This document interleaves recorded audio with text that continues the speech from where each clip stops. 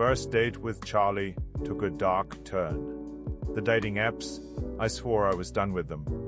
After the David debacle, years of marriage, only to discover his business trips were actually rendezvous with his young assistant. I declared myself a nun of singledom. A vow I broke after exactly 6 months, fueled by too much wine and Emily's relentless pep talks. Charlie's profile picture was deceptive, not in a catfish way, but in that curated, effortlessly handsome kind of way. Architect, loved hiking, blah blah blah. But his messages were different. He actually listened when I talked about my project at work. A data migration nightmare. Instead of just nodding and waiting for his turn to speak, he asked genuine questions about my pottery hobby, even feigning interest in the intricacies of glaze chemistry. The velvet curtain was dimly lit, all plush velvet booths and Art Deco lamps. Perfect for a first date. Charlie was even more attractive in person. Tall, with kind eyes, and a smile that crinkled at the corners. He smelled subtly of sandalwood and something else. Expensive.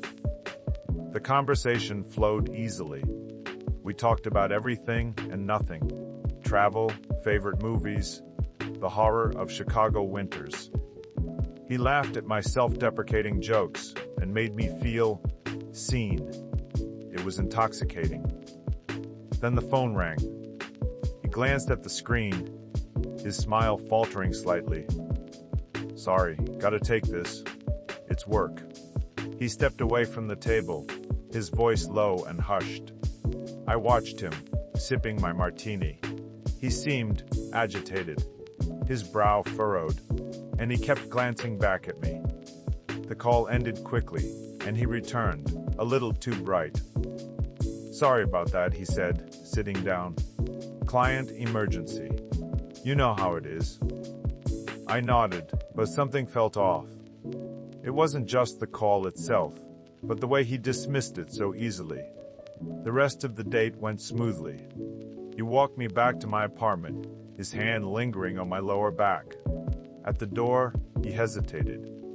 I had a really great time, he said, his eyes searching mine. Me too, I admitted. He leaned in and kissed me.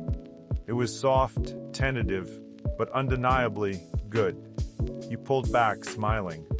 I'll call you, he said. And he did. The next day, and the day after that. Emily, of course, was skeptical. Too good to be true, she declared over brunch. He's moving way too fast. Red flag, Sarah. Red flag. I rolled my eyes. You're just jealous, I teased. Jealous? Please. I'm happily single and unstalked by overly attentive architects. He's not a stalker, I protested. He's just enthusiastic. But even as I said the words, a tiny seed of doubt began to sprout. He was enthusiastic, maybe a little too enthusiastic. He wanted to know everything about my schedule, my friends, my ex. He'd subtly steer the conversation back to me, making me feel like the center of his universe. It was flattering, but also unnerving. A week later, I was driving Charlie's car. He was grabbing some blueprints from his office. I reached for my phone and saw something shiny wedged between the seats. It was an earring. A delicate silver hoop with a tiny pearl. Definitely not mine. I only wore studs. When he returned, I held it out to him. What's this? I asked, trying to keep my voice neutral. He took the earring, his face flushing slightly. Oh, that. I gave a female client a ride a few weeks back. Must have dropped it then. A client? I repeated, skeptical. Yeah, he said, a little too quickly. You know, architects have to schmooze clients. It's part of the job. I let it go, but the earring stayed in my mind. Then came the inconsistencies. He told me he'd been at a meeting downtown on Tuesday, but my coworker Mark saw him having lunch with someone at a cafe in Wicker Park.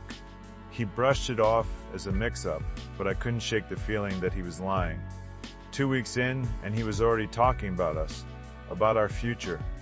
He'd even started leaving little things in my apartment, a toothbrush, a spare shirt. It was sweet, but also suffocating. He surprised me with a weekend getaway. A cabin in the woods, he said. His family owned it. Just the two of us, he said, his eyes sparkling. Emily practically had a meltdown. Don't do it, Sarah. It's like the beginning of a horror movie. I ignored her. I wanted to believe in Charlie. I wanted to believe that I could finally have a normal, healthy relationship. The cabin was isolated, miles from anywhere, surrounded by dense forest. No cell service, of course. It was rustic, but cozy, with a crackling fireplace and a view of the lake. I tried to relax, to enjoy the solitude, but I couldn't shake the feeling of being watched. The silence was deafening. On Saturday afternoon, while Charlie was chopping wood outside, I started snooping. I know, it was terrible. But I couldn't help myself. I needed to know. I found a hidden box in the back of a closet. Inside were photos. Photos of a woman. Not me. She was beautiful, with long dark hair and bright eyes. She looked happy. There was also a letter. A handwritten letter, addressed to Charlie. It was a love letter, filled with promises and dreams. It ended with, "I can't wait to spend the rest of my life with you. All my love, Claire." My blood ran cold. Who was Claire? And why were her things hidden in Charlie's family cabin? That night, the phone started ringing. An old-fashioned landline. Charlie swore it was just for emergencies, but it kept ringing. He answered it on the fourth ring, his face grim. I only heard his side of the conversation, but it was enough. "I told you to stop calling me," he hissed. "I said it's over. Leave me alone." He slammed the phone down, his eyes blazing. "Who was that?" I asked, my voice trembling. "Wrong number," he said, too quickly. "Just some crazy telemarketer." I didn't believe him. The phone rang again. He ignored it. It rang and rang and rang, until finally, he ripped the cord out of the wall. I couldn't sleep. I lay in bed, staring at the ceiling, my mind racing. "Charlie," I said, finally breaking the silence. "Who is Claire?" He stiffened beside me. "Claire?" he repeated, his voice flat. "She's but just someone from my past. A stalker," he added. "She's out of my life for good." I knew he was lying. I could feel it in my bones. "I saw the photos, Charlie," I said, my voice barely a whisper. "I saw the letter." He sat up, his face hardening. "You were snooping?" he accused. "I needed to know," I said. "Who is she? What happened to her?" He didn't answer. He just stared at me, his eyes cold and empty. "Tell me, Charlie," I pleaded. "Please." He sighed, running a hand through his... "It's complicated," he said. "It was a long time ago. It doesn't matter anymore." "It matters to me," I said. He finally relented. "She was a girlfriend. A long time ago. It didn't work out. She moved away." "Moved away?" I repeated, skeptical. "That's it?" He nodded. "That's it." I didn't believe him. I went to the bathroom and Googled his name, adding the word missing. The first hit chilled me to the bone. Local woman vanishes without a trace. The article was about a woman named Claire, who had disappeared a year ago. She was described as a bright and ambitious artist who had been dating a local architect named Charles. There was a photo of Claire. It was the same woman in the photos I'd found in the box. I stumbled back into the bedroom, my heart pounding. "Charlie," I said, my voice shaking. "I know about Claire." He froze. He stared at me, his eyes wide with fear. I saw the article, I said. I know she's missing. I know you were dating her. He didn't say anything. He just stood there, his face pale. Did you kill her, Charlie? I asked, the words barely audible. His silence was my answer. He lunged at me. I screamed, scrambling away from him. He grabbed my arm, his grip tight. Don't, I begged. Please don't. He didn't say anything. He just dragged me out of the bedroom and into the living room. We need to talk, he said, his voice low and menacing. No, I said. I need to leave. Let me go. He refused. I fought him, kicking and screaming. He was too strong. He pinned me to the floor, his weight crushing me. You're not going anywhere, he said, his voice a snarl. I managed to wriggle free and ran for the door. He tackled me from behind, sending us both crashing to the ground. I scrambled to my feet and ran out of the cabin, into the woods. He chased after me, his footsteps pounding behind me. I ran as fast as I could, dodging trees and branches. I didn't know where I was going. I just needed to get away from him. I ran for what felt like hours, until finally, I stumbled onto a road. I flagged down a passing car, a beat-up pickup truck, driven by a grizzled old man. Help me, I gasped, tears streaming down my face. He's trying to kill me. The old man didn't hesitate. He slammed on the brakes and pulled me into the truck. I told the police everything. About Charlie, about Claire, about the cabin, about the hidden photos, about the lies. They took me to the station and interviewed me for hours.